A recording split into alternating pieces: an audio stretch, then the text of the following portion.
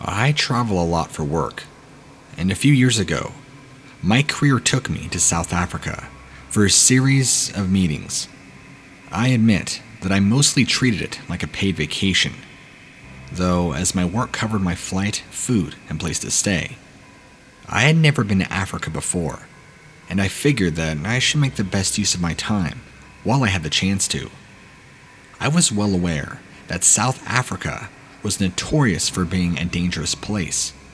However, being a dumb, overconfident guy in his late 20s with a well-paying career, I felt like nothing in the world could touch me.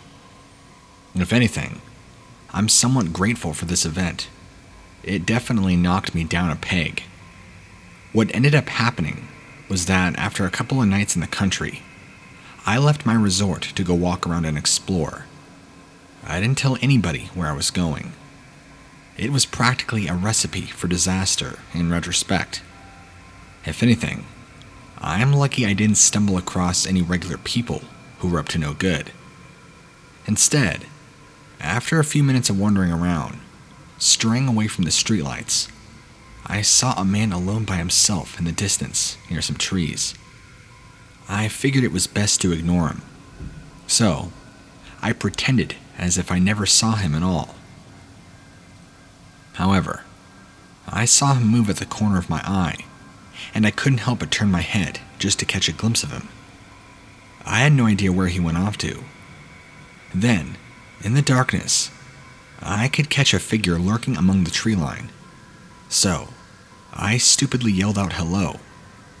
I'm not sure what I was hoping to achieve, really. Maybe I was thinking by letting him know that I was aware that he was there, he'd be more inclined to leave me alone. Whatever the case, he seemed to take that as initiative to come out of the trees and show himself. Let's just say it wasn't what I was expecting.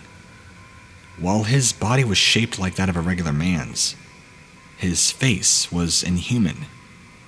Even though it was dark, it unmistakably looked like a cat's.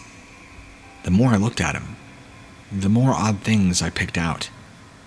He had a small, scruffy mane that went around his head, and his body was completely covered in fur.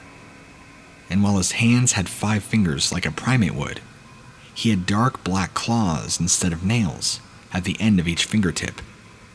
He got down on all fours, and a terrible roar came out of him. And I noticed that he had a tail. I slowly backed away, and as I did before, I tried to talk my way out of the problem. I asked him to take it easy, and that I was just going to be on my way, and leave him unbothered. I didn't see a thing, but I had no clue whether or not he had the rationale of a human or a lion. So I just took a shot in the dark, hoping he would understand what I was saying. I know it sounds cheesy, but I'm telling you, when you're in the primal fear of the moment, you'll do anything to escape. To my surprise, the further I got away, the less tense he got, but he watched me just like a predator at a wounded prey. And eventually, he turned around and fled back to the tree line. After taking a few moments to sort through my thoughts and let myself breathe, I hauled back to the resort, and I didn't dare try leaving it the night after that. I can't believe I'm saying this, but I feel like I witnessed a true human-animal hybrid. I still sometimes wonder what exactly he or it was. It definitely did not look like a person in a costume, and there's no way a person could have mustered the sound that this thing made. I wasn't entirely sure if it understood what I was saying to it either, or if it just figured I wasn't worth its time. I know, I'll probably never find out, and to be quite honest with you, I have no desire to ever find out. I've heard of stories like this happening down here in South Africa especially, but I never would have thought I actually would have the chance to see it with my own eyes. There's a saying that goes around here, and they talk about these things called Lionmen, which I've never heard of. But if they are true, and they do exist, whether they're a type of person, creature, alien, demon, or what have you, I believe that this was a genuine and true experience with one of these beings.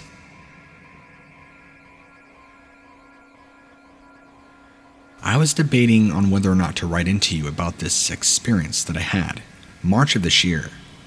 I am based on Long Island, and come from a pretty typical blue-collar family. I work myself as a cab driver, and worked very long shifts, well into the early morning hours. Of course, again, COVID has kind of stopped everything for me. Sure, there are still cabs that go, but I've kind of changed my profession to keep myself safe. On one occasion, of March of this year, I was doing overtime. Again, right before the real craziness of COVID hit. The world was just starting to go crazy, and people were stocking up. Queues as long as miles for ordinary supermarkets. Okay, well, maybe not miles, but you get the point. It was 3 a.m., and I was on my night shift. I was driving past a pretty rough neighborhood, and spotted some shady business. In 30 years as a cab driver, I've seen it all, and you would expect me to, anyway. New York houses a lot of crazy stuff. Gangbangers, drug deals, murders, all sorts of stuff. Even transvestite hookers. It's a pretty interesting bunch. But these were some dodgy guys with a bunch of prostitutes. They were forming a huddle and passing something around. I imagine it must have been some gang activity, since that's pretty prevalent here. I was spotted, and they began reaching into their pocket, but I managed to get away quickly before there was ever a gun pulled on me. This led me to an area of New York that I'm not familiar with. I got to around a dark alley area, and it was a very, very dark alley. In fact, it looked pretty secluded. And then something happened. From behind one of the dumpsters, this grotesque creature crawled out. This thing was pink and whitish in color, with scaly skin. Its body was that of a lizard, with a large hump on its back.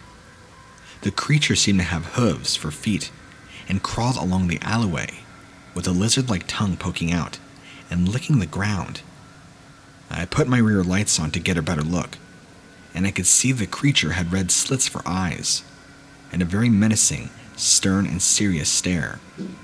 I was terrified, convinced that I was looking at something from hell. My palms were sweaty as I slammed on the steering wheel, even though I was frozen. I realized this creature was crawling towards my car, like a predator sniffing out its prey. I could hear it grunting and groaning as it neared my car. That was when I finally got the strength to press really hard on reverse, and the car went accelerating backwards. I heard nothing. Then, I began hearing a very angry grunt.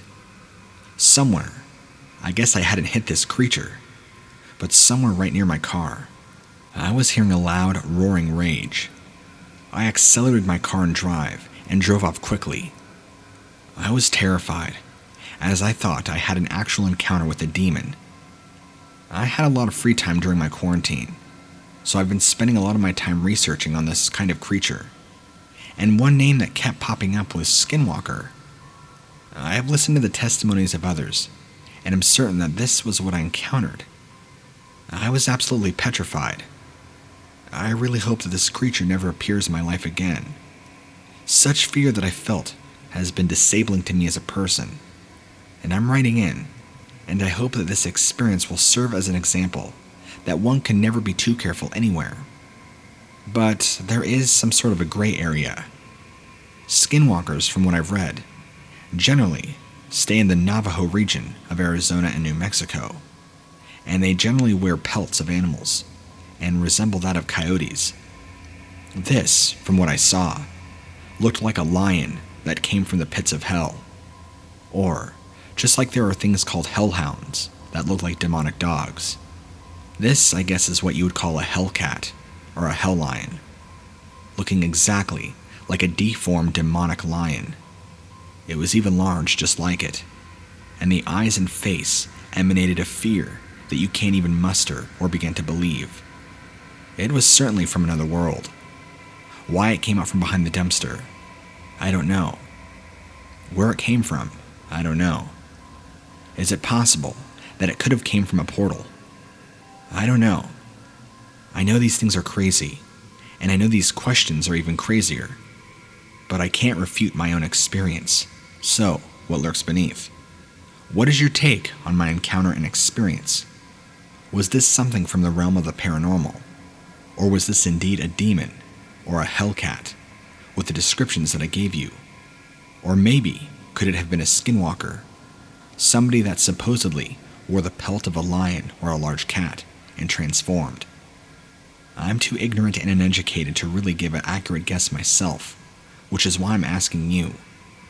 I don't spend any of my time or interest getting into the paranormal or creepypasta or any of that stuff. I mean, I know about it, but it's not really my forte or my cup of tea. So after this happened, I had to really spend some time and look at some supposed credible people who deal in the realm of cryptids, I guess as they're called, like yourself. All I can do is just hope that you believe me, and hope that I can get some answers as to what it is I saw. I'm a researcher, currently based in Zimbabwe, Africa.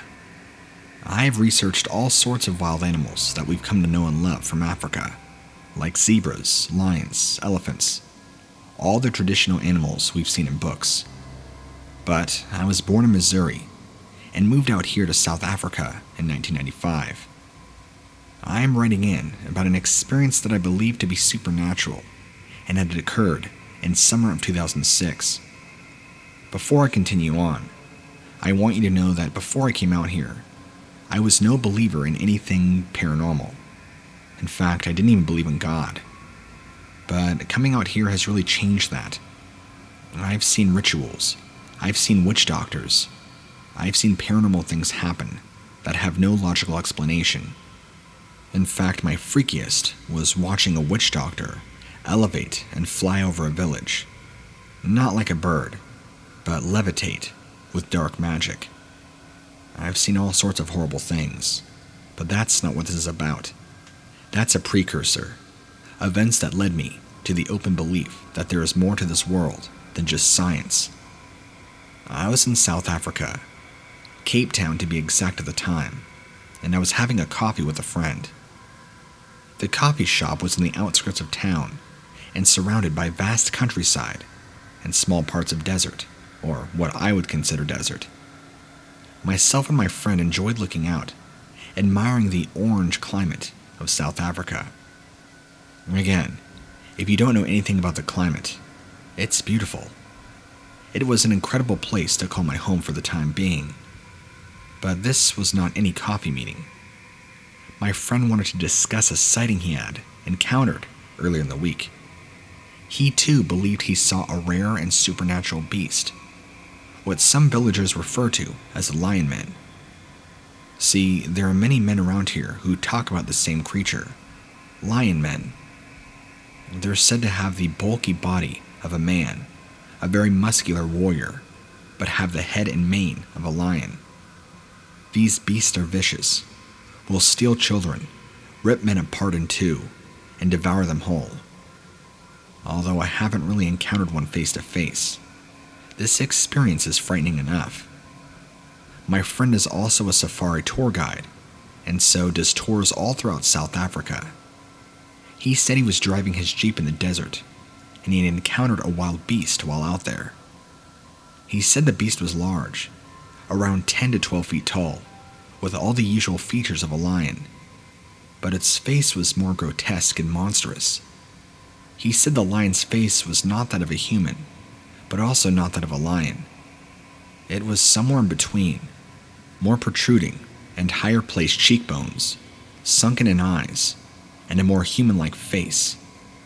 He said it was hard to explain, but that it seemed to be the perfect combination of a human and a lion's face. I didn't know whether to believe my friend or not, but it certainly seemed like an odd story. I guess I have no choice but to believe him. After all, he was never one to make up stories. He was a very stern and serious individual, and was very, very into the facts. So for him to sit me down and tell me about this, that he would supposedly make up this animal, it's just, I have a hard time believing he would go to great lengths to do that. In all my years in Africa, I have never encountered such a beast, and I sincerely hope I never do. However, late of last year, as I was on a site, I was researching some fossils in a mine area. As I squinted, I saw a lion. It has happened in my 25 years here that I have encountered and seen lions, but as I studied its face, its eyes seemed to have a glow to them, a yellow, unnatural, supernatural glow. It seemed to have a smirk on its face, knowing that it had intelligence and was menacing. It was almost as if the face was more human-like, although that could have just been my memory. This creature walked away, and I never gave it any more thought, until I remember the coffee with my friend, and now I'm wondering if I possibly saw the same creature. Although from my memory, the body was not anything alike, and it looked more like a traditional lion. But you never know, especially around here, when you hear accounts and stories of people and villagers seeing these things. Although I know many people who claim they don't exist, and they're just fairy tales. I don't know. Being down here has really made me question what's really real and not real. Anyway, I hope you find this information useful, and if you get any more encounters or any more stories of supposed Lionmen, because as far as I know, these are the only few that I've heard, from my friend and fellow villagers. But if you get any more, please don't hesitate to send them to me and to contact me. I'd like to know that I'm at least valid in what's going on.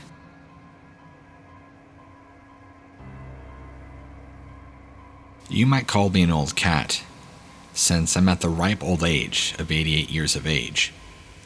Currently, I've been living in Dallas, Texas for the past few years, but ultimately, I've lived and moved around all over the United States. I can feel death creeping into my bones every day, and I don't feel there's a lot of time left for me. The curtain is closing, but I wanted to get this story out before I die. During the early 50s, I went to a lot of barn dances. All sorts of dances. I loved women. I was a young man who loved being around ladies and was looking one to bring home and be my wife. You could say I was desperate, but again, I was those type of guys that had a lot of girlfriends, and those barn dances were a ton of fun. But there's still one that sticks in my memory to this day. In fact, I know it was the summertime, but the year I might be a little spotty on. I believe it was around 1953, maybe 1954. The country was booming, post-World War II. There was all sorts of wonderful music that made everybody break into dance. Frank Sinatra was big then, and all the guys wanted to look and be like him. And at one particular dance, I had the pleasure of dancing with 3 young ladies, and so I rewarded myself with a nice cigar out the back door, with a few of my close fellas. It was a nice night in terms of temperature, but there was a little chill in the air, so it was just me and my buddy standing as we both passed it around, taking a few puffs and exchanged stories. We were talking about which girl we really wanted to dance with. I was wearing red boot shoes, and I remember my buddy, Michael, saying to come here for a little bit, walk over to him towards the edge of the car park. The car park was pretty empty, and there weren't many cars on the roads like now. So we stood there, watching the twinkling lights of the nearby town in the distance. Something peculiar happened. Something that makes my old hands tremble, and makes me feel like my mouth is dry. In fact, it even makes me need water. We both fell to our knees at the sight of the largest dog I'd ever seen, up to 10 feet tall, with dark brown and white fur all along its body. Or so I thought it was a dog. It stood up like a great bear, with its arms raised to the sky, as if it were going to drop them and crush our head like 2 peas. Then I got to see more of its face. It had a large black mane, just like a lion does, and a face that resembled more of a feline than it did anything else. It had large red glowing eyes that seemed to show off an intellect like no other, and pierced into our souls. I was only 21 years old, but prepared myself to die When I was younger, I always used to laugh at my overzealous religious grandmother for Bible thumping me. But this was by far the most satanic thing I've ever laid my eyes on. You might be thinking, how did I know it was real? Trust me, I could feel it in my bones. Its tongue even stuck out in a rather weird way, like it wanted to know that it was going to kill us. I had the most dreadful sensation in the pit of my stomach, that this thing was going to kill us and erase us from existence. Whilst I stood there, trying to take in the full spectrum of this beast, I was horrified to see that its face was more and more like a man the more I looked at it. It had every characteristic of a man, except again, it looked like some satanic-looking lion. I began to think that this was the very devil himself coming for me for being unrighteous. This was 67 years ago, or so I think, and still makes me break out in a sweat. My grandmother had read me all sorts of ghost stories as a kid, but this was of no comparison. This was no ghost or specter, but a living monster, a real-life devil. A living, breathing monster that was before my eyes, preparing to no doubt annihilate me and my buddy. We both fell to our knees and cradled each other, lightly moaning and weeping, like two little babies, right outside the dance hall. The beast then turned to one side, and saw that it had large ears that almost were human-like. Everything about this creature was off, and I could tell that this had an immensely powerful demonic presence. This was clearly a predator, a demonic predator, and judging by its orange piercing eyes and its drooling mouth, which fangs protruded from both sides, almost like swords, we sat there crying and praying. But it didn't do anything to us. It's like it just got off on the fact that we were terrified, worn down, and begging for our lives and for mercy. It must have got off on it. We were so spooked and traumatized. This thing seemed to disappear at some point, which again leads me to the idea that this was a devil. It fed off our fear and distraught, and didn't seem intent on ever wanting to hurt us, although that's the impression it gave. And it easily had more than one chance to do it, but it never did. It just wanted to see us beg for our lives and grovel, which, trust me, we did. My buddy Michael skipped the dance and headed home. I too went home, in so much trauma and terror that this thing would come at me. I never really spoke to anyone about the event, apart from my parents, who both told me not to go near dances again, as apparently dancing leads to sin. I couldn't help but roll my eyes because that had nothing to do with the dancing. However, I eventually did meet my wife through the barn dances. I never heard much from Michael again. However, I was saddened to read in the newspaper, about 10 years after, he died, only in his late 30s, apparently from suicide. I wondered if he too thought about this sighting, and if it had any effect on him as an adult. For all of my 88 years, I have had the most intense fear and paranoia around dogs and cats, especially when I see lions. But that's generally only in secluded areas of the dark. I wonder if this thing came from the pits of hell, or if this is just kind of a one-off experience. Whatever it was, I know what I saw was real, and I wanted to tell my story before it's too late. Believe me or not, this is my traumatizing experience that I have to live with and endure. This thing existed in 1953, and I have come across some reports that similar stories have reported. In fact, just recently, I confided this story to my grandson, who is around the same age as I was then. He is a computer smith and knows all about finding information. I can't switch on one, and I'm not sure I want to at 88, and he has helped me put this together. But he said there's a creature called a Dogman that has been sighted, and it matches the similar sighting I had in 1953. Please, put an old man out of distress, and tell me more about this beast. Although, unlike the Dogman, from what my grandson tells me, it is more like that of a werewolf, he tells me. So what I saw, the fact that all its features were that of a lion or a cat, make me think otherwise. I'm still going to go with my original notion that this is indeed a devil. I pray that this kind of creature never reveals itself again to me. Was this a demon coming to push me back on my path of faith? Or is this simply coming just to prey upon me and feeding from my fear and terror?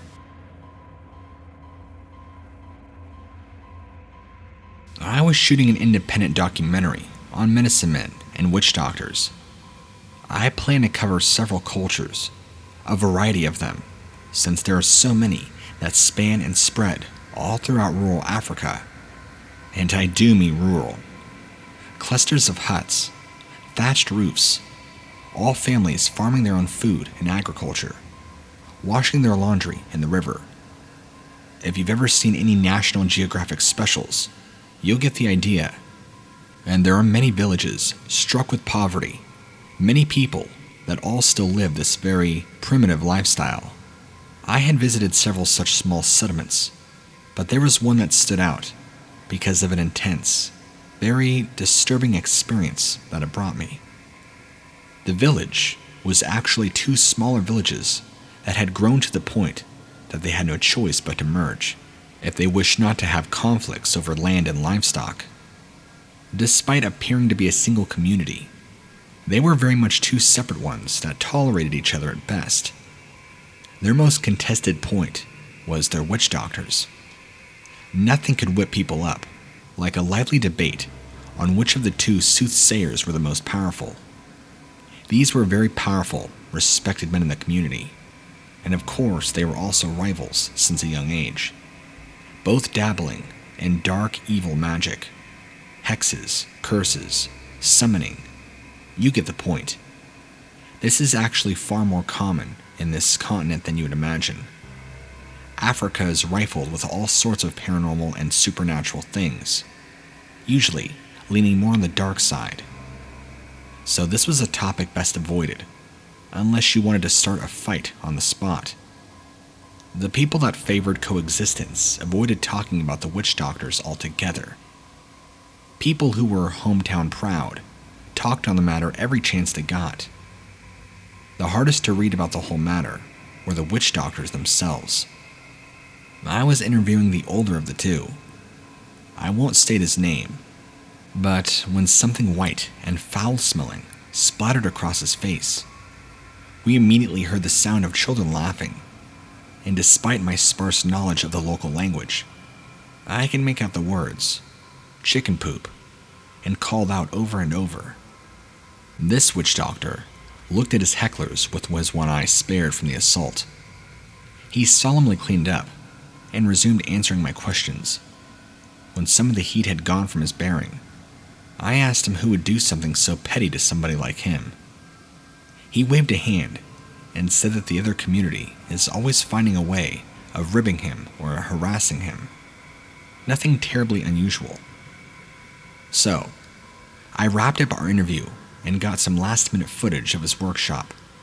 Some B-roll footage, and him using his fetishes and mixing herbs and potions. As I was thanking him for his time and his patience with my questions, he asked me what I was going to do next. The look on his face told me he already knew, so I didn't lie to him. I told him that I was going to interview the other witch doctor, and then I would be making arrangements to go home. He wanted to know if I would be attending the party thrown in the other village's town square. It was only natural that I would be, since it was being hosted by the other witch doctor. It would add an interesting dimension to the documentary. He strongly advised me against going. I didn't ask why. I attributed it to hurt feelings, on an account of being doused with bird feces. I didn't really respond, and just excused myself.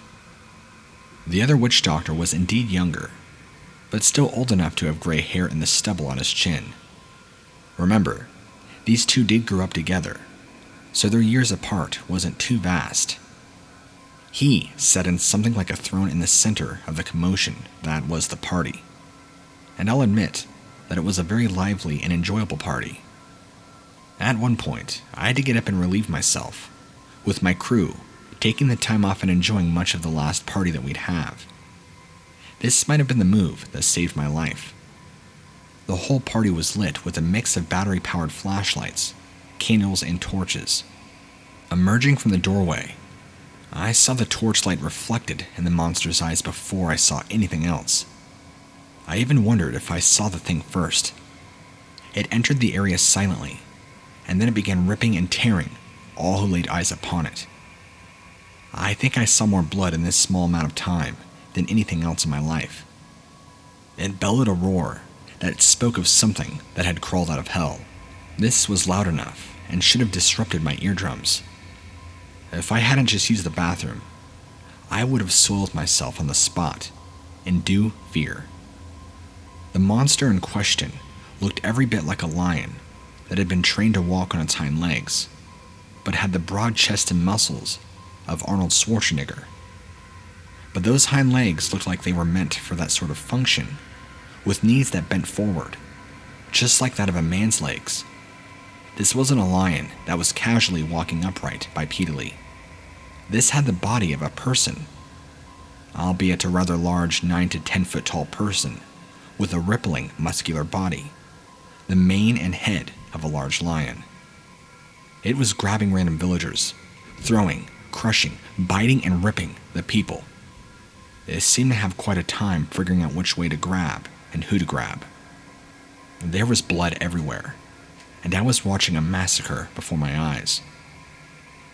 Much of my crew ran away and hid, and many of the village guards tried to fight against this thing, to only lose horribly. Probably my most traumatic memory was watching a man get his arm torn right off his body in front of me. I finally passed out when I saw this. I don't know what you'd call this thing. If I had to think of any term, a were-lion? I mean, what do you call something like this? Get a hold of the younger witch doctor and submit him to especially agonizing treatment. Even though I was out in the open, and whatever this thing was had ample opportunity to tear me limb from limb, it didn't really seem focused on me or any of my crew.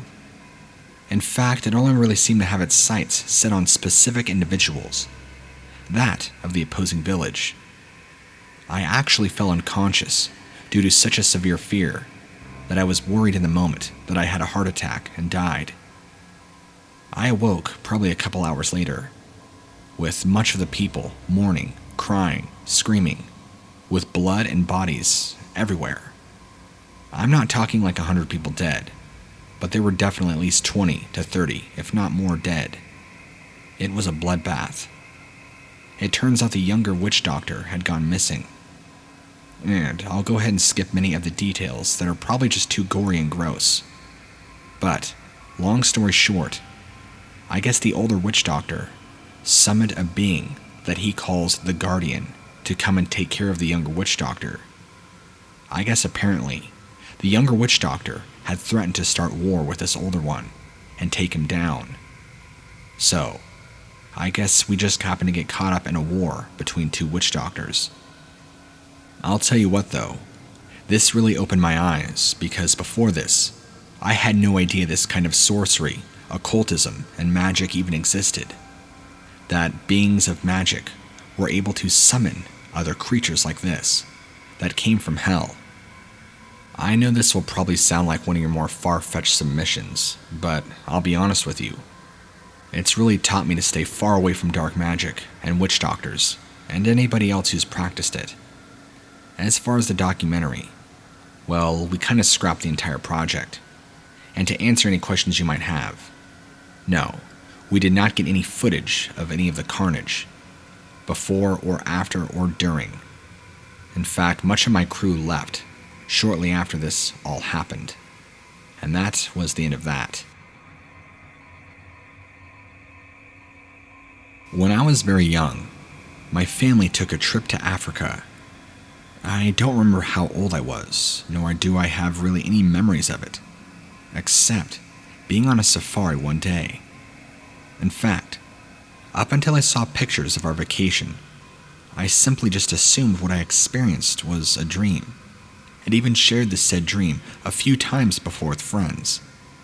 Unfortunately, My parents passed away a few years after the trip, so I had nobody to confirm it was actually real. Now that I know it's a real memory, I think it's all the more interesting and much more disturbing. While out on the safari, the weather was kind of crap, only growing worse the further on we went. It wasn't long before it was raining, which wasn't too bad in and of itself.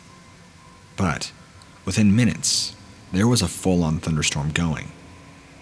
For anybody, or in this case you, who doesn't know anything about Africa's climate, well, it ranges from dry deserts to hot savannas to tall mountains and even thick, wet rainforests, and everything in between. It's a beautiful culmination, all on one continent. Anyway, the rain bombarded our car so hard that nobody could see out the windows. It was almost like a monsoon. If you've ever been to Florida, where it rains like crazy, or any other tropical environment, you'll probably know what I'm talking about. I remember hearing the tour guide begin to argue with the other tour guide. Between the yelling and the severity of the storm, I began to cry. My mother held me and just tried to calm me down, to soothe me and relax me. However, as soon as I was able to compose myself, a very harsh impact whipped my head back and forth. Everybody was dazed. It was still hard to see, but it was clear that we'd hit a tree. My dad went out with the tour guides to check the vehicle, to which let he and my mom know that it was completely wrecked. My mom asked if we can get anybody out there to bring us back, and my dad said he didn't know. We're lucky none of us were seriously injured. I mean, we hit this tree pretty good. Aside from the whiplash and maybe a little bit of dizziness, I think we were all okay in hindsight. We stayed in the car for a while, just trying to wait to get help. But I guess there was no luck. When you're out there in the middle of nowhere, especially here, well, you can't really rely on somebody to come get you. I guess unless you're in the military. The storm finally let up, and we still couldn't contact anybody. We were all getting pretty hungry and tired, and just wanted to go back. The guide said that they could take us through the jungle, and we could walk back home. But we just have to be careful and watch the animals. And I obviously wasn't comfortable doing that, since I knew nothing about the environment, the climate, or any of the potentially dangerous animals that lived there. I feel like that was walking on death's path. But I suppose my parents decided it was a good enough idea. It was either that, or sit there stranded, potentially left to the exposure of the environment, and from any predators that lurked around. After what I guess was about 15 or so minutes, my mother screamed at the sight of what we thought was a lion. I was scared, and I wanted to start crying again. But I think my survival instincts took over, because I was completely frozen and silent. I watched as this lion slowly stood up, and even though I was presumably a toddler, I knew it didn't make sense. They weren't naturally bipedal creatures, but this animal didn't look like a traditional lion. Maybe from the neck and the head, where a lion would have a mane and a traditional lion's face. But the body looked all wrong. It looked like a man who had bench pressed 500 pounds on the daily was walking around on all fours. You could imagine how awkward that would look. So when this thing, or being, finally stood up on two legs, it looked much more natural, but to us, unnatural. Other than having a lion's head, this was a beefy man covered in thick fur. This thing, whatever it was, hissed, whipping around its tail, then let out a low, unhappy growl, warning us to leave. I can't believe we were seeing whatever this was. I spotted more eyes in the distance watching us. The pit of my stomach was so deep. It was like I can feel a bad omen coming on, that this was the end of our lives. These weren't lions we were dealing with. I don't even know what these were. Some creatures from another world. The guides were clearly confused, as they'd never confronted an animal like this before. But after a short session of whispering and arguing between them, they told us to make as much noise and movement as possible, expecting to be treated like traditional lions. So, they began to do so much themselves, waving their arms, clapping, yelling. My parents joined them, and I tried my best to help along. The lion, or lion thing, let out a snort-like noise before turning around and slowly walking back into the trees, never taking its eyes off either one of us, and every few seconds shifting. For a moment there, even at such a young age, I was convinced this thing was going back for backup, and we would soon be swarmed by whatever these things were.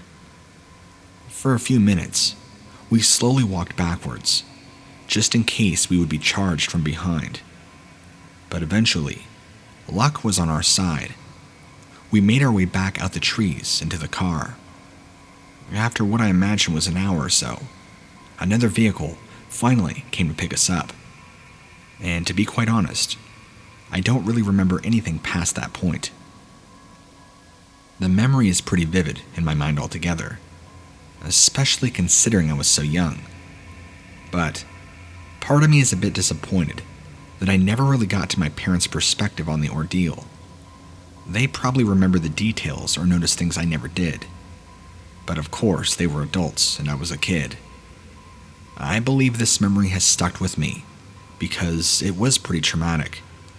And although it didn't necessarily affect me and how I grew up, I would remember it sometimes, having to recall it to myself and question myself, was this a made-up memory, or did this really happen? But after enough time, there's no way I would make up something like this because I vividly remember the trip and that event. For whatever reason, I don't think I ever tried to sit down with my parents and talk about it, although neither of them ever brought it up or sat me down to try and explain what happened. I think it was one of those situations where all of us just assumed that it's better to be left forgotten and in the past. Who would want to bring up such a terrible, terrible event and dwell on it? Obviously, not I or my parents. But now those memories are gone, and all I have is what was left with them is now dead, and the only memories I have from when I was a toddler. Sorry, but after all this time, I'm finally able to conclude, after thinking about it enough, and really concentrating on the event, that this wasn't indeed a made-up event. This really happened, and although I've tried to do some research on these supposed creatures, I've found nothing. So, I thought my best guess is to start emailing people, and what better people to ask than paranormal investigators, cryptozoologists, and people who understand there might be creatures out there that don't fit into the traditional box of earthly animals.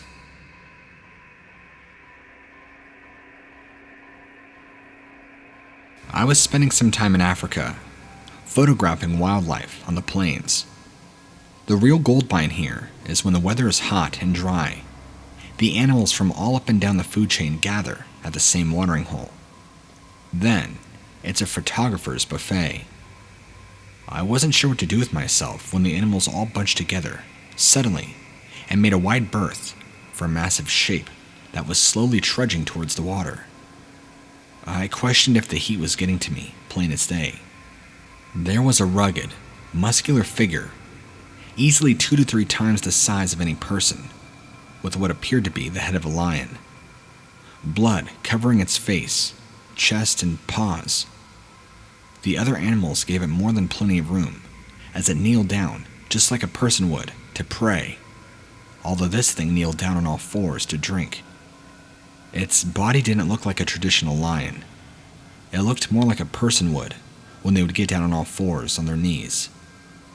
Torn between wonder and terror, I broke out the old zoom lens on my camera and magnified the beast before snapping several pictures. The angle was horrible, and I was getting at the top of the creature's head, which hid all of its unnatural features, making it look like an ordinary, if not oversized, lion.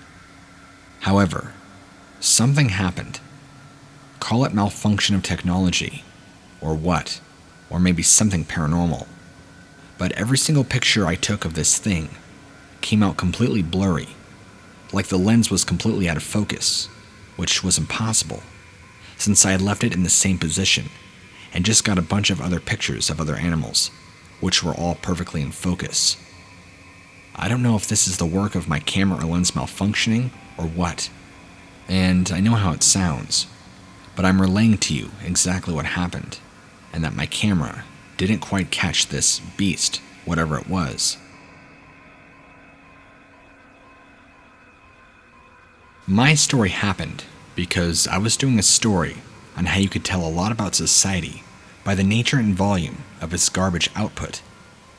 I was doing a very inclusive and varied study, going from urban communities to rural areas, and also taking a few looks around the wilderness, just for good measure. After all, you have to figure out that there isn't a square mile left of this planet without some kind of junk lying around. It was then that I was between any signs of civilization in the Congo that I came into a large and flat area that was sun-baked with cracks, almost featureless. And yet there was something unnatural about the location that made me linger before going off to my destination. It was a strange sight, but nothing that wasn't unnatural to the earth. Nothing was growing there. There were no footprints. On a continent where nature reclaims everything left alone for too long, here was a very large area where there was nothing to indicate the presence of man or nature. A very void of anything natural. There weren't any rocks.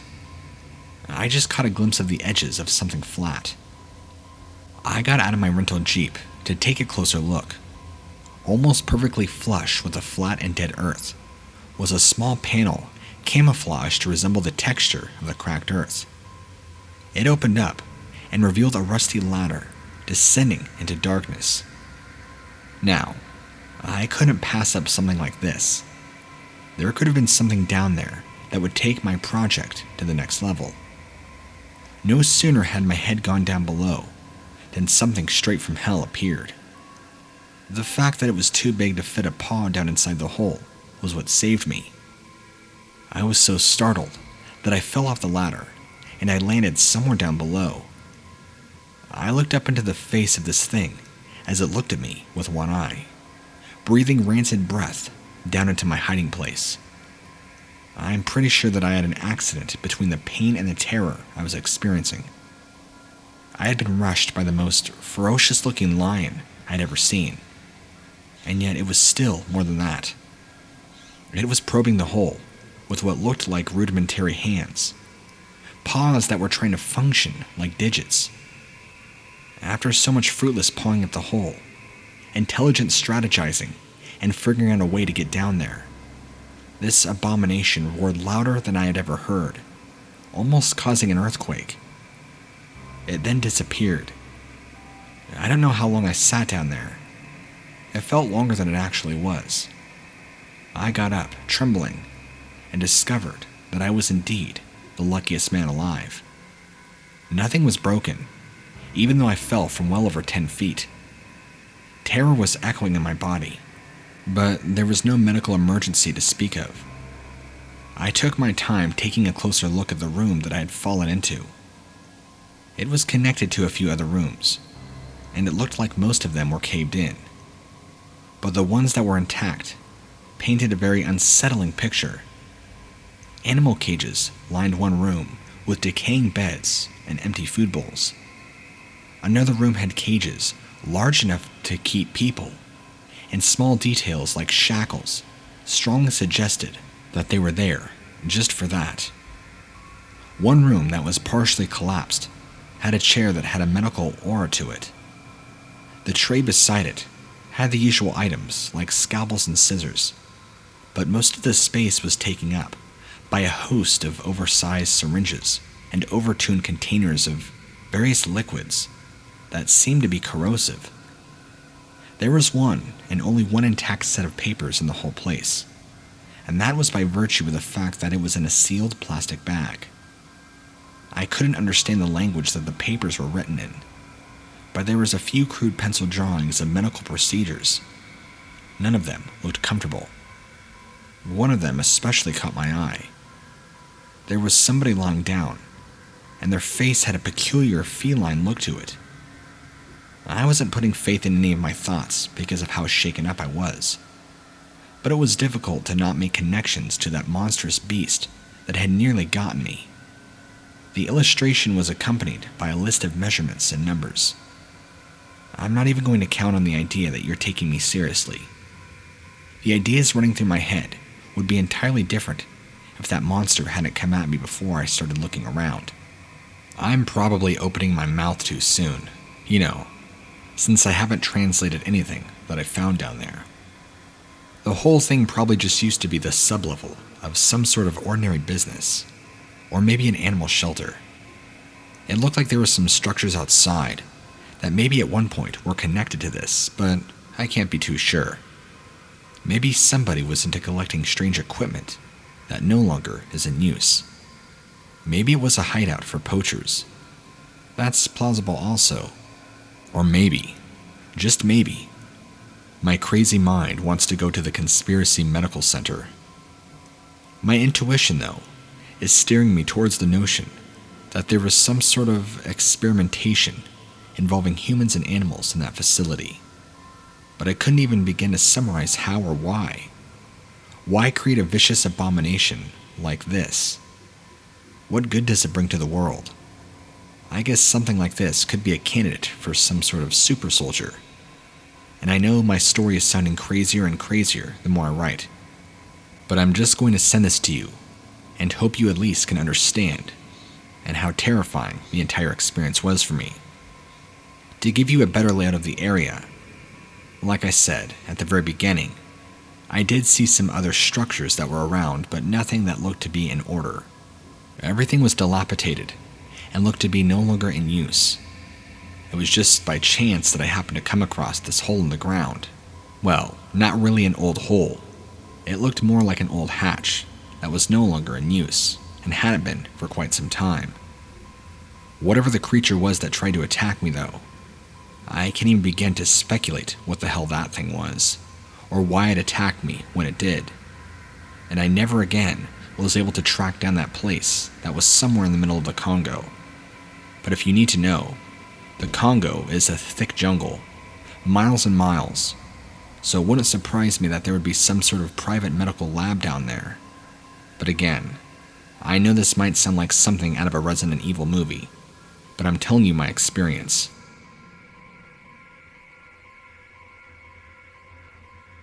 I'm a cryptozoologist who's based in the U.S., so most of my research is in regards to cryptids from North America. I've made it a goal this past year to expand on my knowledge, and while I've learned a lot since then, my research has most recently led me to being contacted by a woman who claims to be from Kenya about her supposed knowledge of creatures called Lionmen, which, if it wasn't clear enough already by the name, these creatures are supposedly part human and part lion, usually with the bodies closely resembling that of humans, but with the more head-like of a lion. I'm not sure if what you would call these as were-lions, or if they're just genetic experiments, possibly interdimensional beings. That I'm not sure, but she's since given me permission to share her email, as long as we both remained anonymous, as she did not want my name to somehow be traced back to her, for obvious reasons. But she is comfortable with revealing her city. I've also edited some of the language used in her original email, for the sake of clarity. With that, here it is. Dear Mr. John Doe, I am a woman from Nairobi, Kenya. However, I only moved here a few years ago. I grew up in a very different place, a small village far away from here. I lived with my brother, my mother, and my father, and my mother's parents. One day, my grandmother told me a story about how she used to live in another village, somewhat nearby, but there was no longer anything left of it. She said that when she was a young girl, she woke up one night to the sounds of people yelling outside. She looked out her door and she saw a pride of lions strolling through the village grounds. However, she knew something was wrong with them, because they did not move how lions did. She said that some of them were walking on two legs, and were massive, easily 9 to 10 feet tall, total behemoths of beings. Their bodies not even looking like what you would think a lion standing up. Imagine a minotaur, but with the head and mane of a lion. Just a massive hulking demon. But it's what you would expect from typical human men and women. One of the females had grabbed a child and held him hostage while the townsmen tried to fight her off and get her to let him go. However, this only encouraged the others of the pride to act far more aggressive. They began to attack those outside and destroy everything around them, knocking over oil lanterns in the process, causing a large fire. My grandmother said she was very scared and hid under the bed, putting her hands over her ears so she wouldn't have to hear the screams. She said her mother was yelling and trying to find her, and once she was found, she was dragged out from underneath the bed.